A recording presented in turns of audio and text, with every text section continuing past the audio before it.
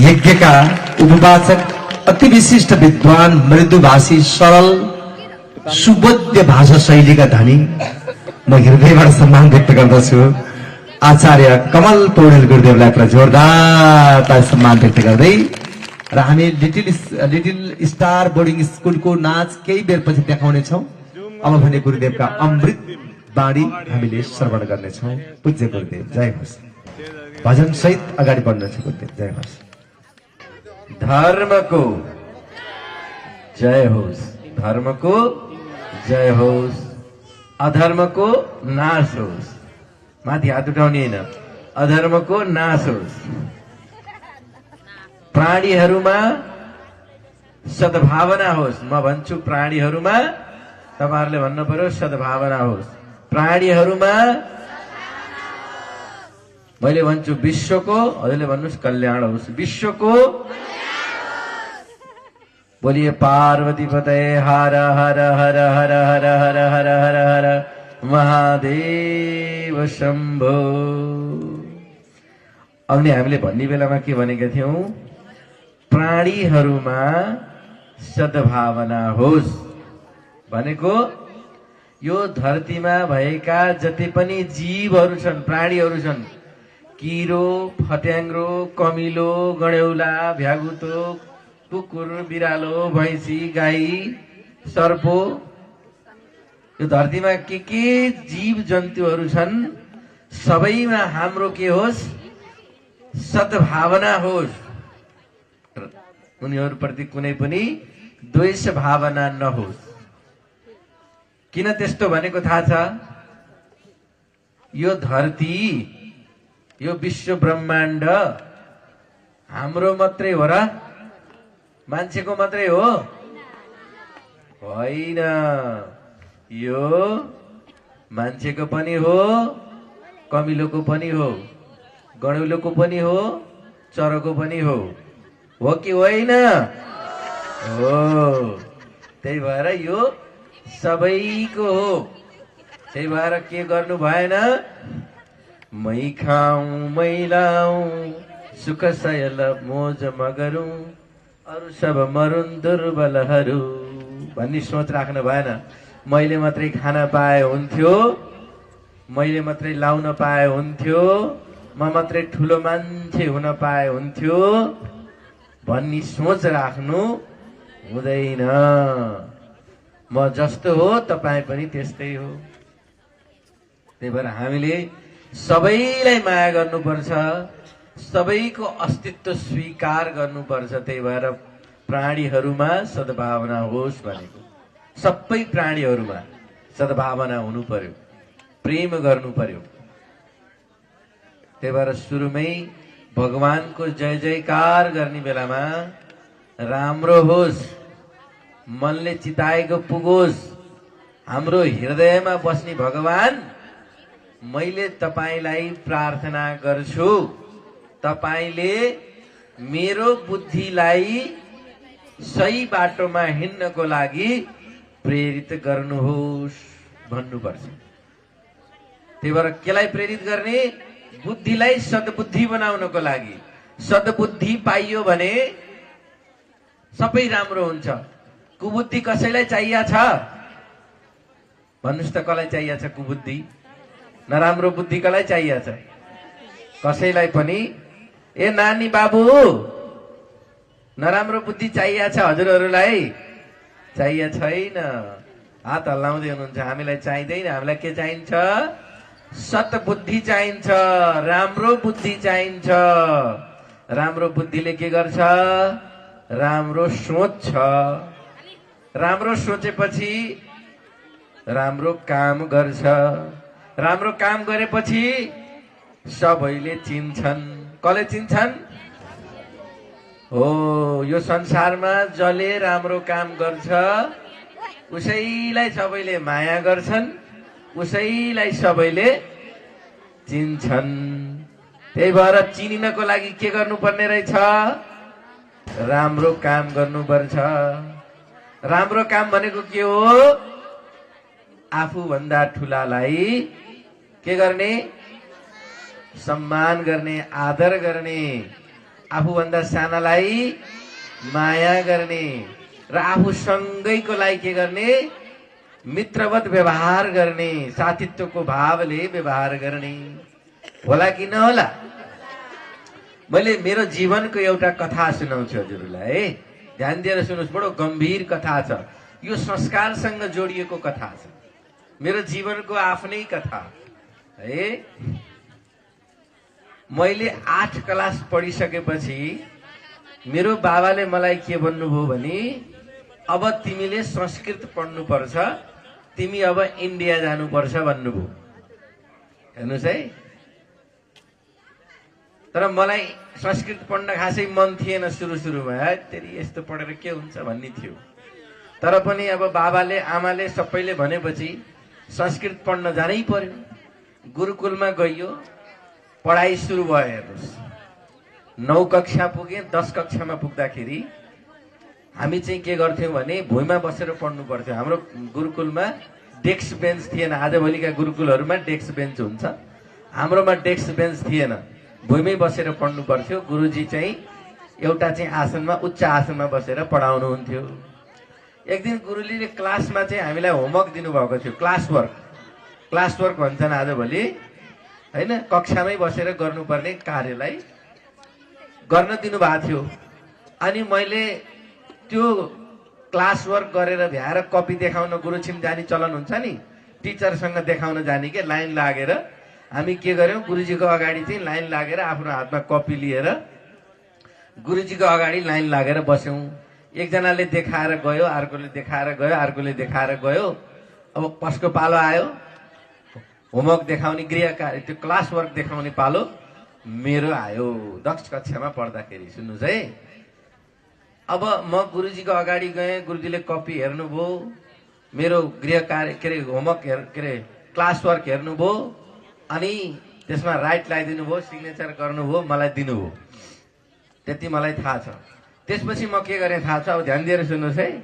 त्यसपछि म गुरुजीको अगाडि नै त्यो कपी यसरी समातेको थिएँ, म खर्लप्प फर्किएँ। के गरेँ, खर्लप्पै फर्किएर फेरि म आफ्नो बस्ने ठाउँतिर जान थालेँ। यत्तिकैमा चाहिँ गुरुजीले मलाई के भन्नुभयो, कमाल भन्नुभयो। म ठिङ्ग उभिएँ, मलाई डर लाग्यो। अब त्यतिखेर हामीलाई साह्रै डर लाग्थ्यो कि गुरुजीहरू, गुरुआमाहरू भनेपछि साह्रै डर लाग्थ्यो। अब मेरो मनको धड्कन बढ्न थाल्यो, मैले के गल्ती गरेँ बर्बाद हुन्छ अब भन्ने भयो। अनि मैले होमवर्क के गल्ती भएको छ कि भनेर कपीमा हेरेँ, कपीमा हेरेको मजाले सिग्नेचर गरेको छ, राइट लगाएको छ, केही गल्ती त छैन, के भयो होला भन्ने भयो, यता आऊ भन्नुभयो।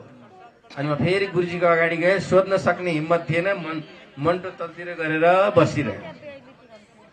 त्यसपछि एकछिन सन्न भयो, क्लासमा पनि कोही बोलेका छैनन्, शान्त सब। क्लासमा भएका अरू पनि डराउन थाले, अब के भयो भनेर। त्यसपछि गुरुले केही भन्नु भएन, दाहिने हातले एक झापड यतापट्टि, अर्को हातले एक झापड यतापट्टि, दुई झापड खाइयो, गाला राता हुने गरी। सुन्नुहोस् है ध्यान दिएर। त्यसपछि एकछिन फेरि सन्नाटा छायो। त्यसपछि गुरुले शान्त हुँदै भन्नुभयो, भर्खरै तिमीले जुन काम गर्यौ यो एकदमै गलत छ, यस्तो कहिले पनि नगर्नु भन्नुभयो। फेरि मेरो दिमाग घुम्न थाल्यो, मैले के पो गरिरहेको छु र, ठिकै त छ, मैले हजुरलाई दिनदिनै नमस्कार गरेकै छु, सेवा गरेकै छु, सत्कार गरेकै छु, गुरुजी उनीहरू सम्मान गरेकै छु भन्ने मनमा त्यस्तो आयो। तर गुरुजीले फेरि भन्न थाल्नुभयो, जुन भर्खरै तिमी मेरो अगाडि खर्लप्पै फर्किएर हिँड्दै जान थाल्यौ पिठ्यु देखाएर, यस्तो काम कहिले पनि गर्नु हुँदैन भन्नुभयो। के देखाएर? आफूभन्दा ठुलोको अगाडि खर्लप्पै फर्केर पिठ्यु देखाएर हिँड्नु हुँदैन। चाहे मन्दिरमा होस्, चाहे गुरुजीको अगाडि होस्, चाहे आफूभन्दा आमा बुवा मान्यजनको अगाडि होस्, तुरन्तै अगाडि यसरी बसिरहेको छ, अगाडि पिठ्यु फर्काएर हिँड्नु हुँदैन भनेर सिकाइदिनु भयो। अनि मेरो मनमा चाहिँ त्यतिखेर के लाग्यो भने यस्तो पनि केही कुरा हुन्छ, आजभोलि जमाना कति फेरिसक्यो, मैले मनबाट सम्मान त गुरुजीलाई गरेकै छु, यस्तो कुरामा पनि अल्झिने भन्ने मेरो मनमा त्यस्तो लाग्यो। अब 11 कक्षा पुगेँ, 12 पुगेँ, शास्त्री गर्न थालेँ। अनि शास्त्री गर्ने बेलामा हामी दसैँमा घर आउँथ्यौँ। एक वर्ष दसैँको बेलामा घर आएको बेलामा चाहिँ नवरात्रिको जुन उपवास हुन्छ, 9 दिनको दिन उपवास सकेर अब पारण गर्ने बेला भएको थियो। म यत्तिकै बसिरहेको थिएँ, त्यो बेलामा मलाई त्यतिखेर 10 कक्षाको घटना याद आयो अनि बल्ल मलाई महसुस भयो कि मैले त्यतिखेर गल्ती गरेकै रहेछु, किनकि आफूभन्दा ठुलोको अगाडि त्यसरी पिट्टु फर्काएर हिँड्नु हुँदो रहेनछ भन्ने कुरा मलाई याद भयो, मलाई बोध भयो, बल्ल मलाई ज्ञान भयो। त्यतिखेर मेरो आँखामा आँसु आउन थाल्यो, हो मैले गल्ती गरेको रहेछु, गुरुजीले सही भन्नुभएको रहेछ, यस्तो गर्न हुने रहेन रहेछ भनेर सम्झिएँ। तर गुरु मसँग हुनुहुन्थेन, गएर माफी माग्नु पर्ने, माफी माग्न पनि पाइएन। दसैँ बित्यो, तिहार बित्यो, त्यसपछि बल्ल गुरुसँग गएर गुरुजी मलाई बल्ल महसुस भयो मैले गल्ती गरेको रहेछु भनेर गुरुसँग मैले क्षमा मागे। अनि गुरुले के भन्नुभयो थाहा छ? देख्यौ, जिन्दगीमा ज्ञान, एउटा सानो ज्ञानको बोध हुन तिमीलाई 4-5 वर्ष लाग्यो। एउटा सानो कुराको ज्ञानको बोध हुनलाई यति धेरै समय लाग्यो भनेपछि जुन वास्तविक ज्ञान छ नि, बोध प्राप्त हुने खालको ज्ञान प्राप्ति गर्नलाई समय लाग्छ। बल्ल तिमीलाई बोध भयो। त्यही भएर चाहिँ ज्ञानको मार्ग चाहिँ त्यति सजिलो छैन, तर जब यो बाटोमा हिँड्न थालिन्छ नि आनन्दै आनन्द छ भनेर गुरुजीले मलाई भन्नुभयो। त्यही भएर कुनै पनि मान्छेलाई चाहिँ जुन ज्येष्ठ व्यक्ति हुनुहुन्छ, श्रेष्ठ व्यक्ति हुनुहुन्छ, गुरुजन हुनुहुन्छ, उहाँहरूको अगाडि सिधै पिट्टु फर्काएर ठमक ठमक गर्दै हिँड्नु हुँदैन। अलिकति झुकेर, अलिकति नम्र भएर, अलिकति परिस्थिति मिलाएर हिँड्नुपर्छ। त्यो कुरा चाहिँ हामीले ख्याल गर्नुपर्छ। आफूभन्दा ठुलाको अगाडि, सज्जनहरूको अगाडि, मान्यजनको अगाडि हिँड्दा केही गर्नु पर्यो, त्यही गर्न पर्यो भने चाहिँ सोध्ने, पहिला झुक्ने, नरम हुने, अनुमति लिने अनि बल्ल हिँड्ने। त्यसो गर्यो भने त्यसलाई के भनिन्छ त भन्दाखेरि अघिल्लो ज्येष्ठ व्यक्ति, श्रेष्ठ व्यक्तिको सम्मान गरेको चाहिँ ठहरिन्छ। यो चिज चाहिँ हामीले ख्याल गर्नुपर्छ। हेर्दा सामान्य जस्तो लाग्छ, सानो कुरो जस्तो लाग्छ, तर यसले जीवनमा ठुलो महत्त्व राख्छ। हाम्रो इतिहास कसैले सम्झिन्छ? हामी मरेर गएपछि 2-4 वर्षमा कमल भन्ने एउटा पण्डित थियो, मरेछ, सकियो। अनि अझै 6-7 साल भयो भने चाहिँ सकियो, कसैले चिन्दै। तर बुद्ध मरेर गएको 2600 वर्ष भयो, झन्भन्दा झन् धेरै मान्छेले चिनेछन्। ऊ यहाँ सानो बच्चालाई सोध्यो भने पनि बुद्ध भनेको को भने द लाइट अफ एसिया भन्छन् ती बच्चाले। भन्छ कि भन्दैन? किनकि बुद्धले आफूभित्र भएको दयालाई, मायालाई, करुणालाई ठुलो बनाए। यहाँ मनको, यहाँ छ नि हृदयको, जुन हृदयको आभा भन्छन् कि त्यसलाई। हिजो साँझ आभा भनेको के हो भनेर हाम्रो खेम दाजुले प्रश्न गर्दै हुनुहुन्थ्यो। त्यही हो आभा भनेको। करुणाको आभा यति ठुलो थियो बुद्धको कि त्यो आभाको अगाडि अङ्गुलीमाल भन्ने एउटा ठुलो राक्षस मान्छे देख्यो कि औँला काटेर माला बनाएर लाएर हिँड्ने अङ्गुलीमाल भन्ने एउटा राक्षस थियो। मान्छे देख्नै नहुने, जानी चरकचुरुक छोपिहाल्ने, औँला जति काट्ने अनि माला बनाएर झुन्डाएर अनि माला लाएर हिँड्ने, त्यस्तो अङ्गुलीमाल भन्ने थियो। तर परबाट बुद्ध भगवान आएको देख्ने बित्तिकै उसको मनमा भएका तिनी क्रोध जति, हिंसा जति सबै नष्ट भयो अरे। बुद्ध जति जति नजिक आउनुहुन्छ उसको चाहिँ यहाँको नराम्रो कुरा जति बाहिर हट्दै हट्दै गयो अरे। बुद्ध नजिकै आउँदा त उसको मनमा भएका सबै नराम्रो कुरा जति निस्केर गएछ। उसलाई त के लागेछ भने म त ठुलो पाप गरेछु भन्ने लागेछ। अनि त्यो अङ्गुलीमाल के गरेछ? बुद्धको पाउमा परेर शरणमा परेछ, बुद्धको चेला बन्यो, जिन्दगीभर बुद्धका ज्ञान फैलाउँदै हिँड्यो। त्यस्तो अङ्गुलीमाल जस्तो क्रूर मान्छे, हिंसक मान्छे पनि बुद्धको जुन करुणा थियो नि, बुद्धको प्रेम थियो, त्यसको अगाडि नतमस्तक भयो। भनिसकेपछि हामीले पनि यो हृदयलाई ठुलो बनाउनु पर्छ, स्वच्छ बनाउनु पर्छ, निर्मल बनाउनु पर्छ। यो संसार त हिलोले भरिएको छ, संसारमा कचडै कचडा छ, तर यो संसारमा भएको कचडालाई हेर्ने होइन, संसारमा भएको सुन्दरतालाई हेर्नुपर्छ। त्यो सुन्दरतालाई ग्रहण गर्ने हो। हिलैमा भ्यागुतो बस्छ, हिलैमा कमल स्थिति, स्थानले मात्र के गर्छ, भिन्नै छ गुणको गति। हेर्नुहोस् त, यो श्लोकले के भन्छ? हिलैमा भ्यागुतो बस्छ, हिलैमा कमल स्थिति। हिलैमा भ्यागुतो बस्छ, तर त्यो हिलैबाट के निस्किन्छ? कमलको बीज निस्किन्छ। स्थानले मात्र के गर्छ, भिन्नै छ गुणको गति। यो संसारमा किचड मान्छेहरू पनि छन्, नराम्रा मान्छेहरू पनि छन्। फलानाले नराम्रो काम गर्यो, मैले गरेर के हुन्छ र भनेर नराम्रैतिर लाग्नु चाहिँ भएन। राम्रो बाटोमा लाग्नु पर्यो, राम्रो कुरालाई अनुसरण गर्नु पर्यो र जीवनमा उतार्नु पर्यो। अब यस्तो कुराहरू सुन्दा त बडो आनन्द लाग्छ। अहिले मैले यहाँ भन्दा बेला त भोलिबाट त म त सज्जनै भन्छु या विद्वानै भन्छु अब म लागे अब छोडिदिन भनौँ यहाँबाट घर गएपछि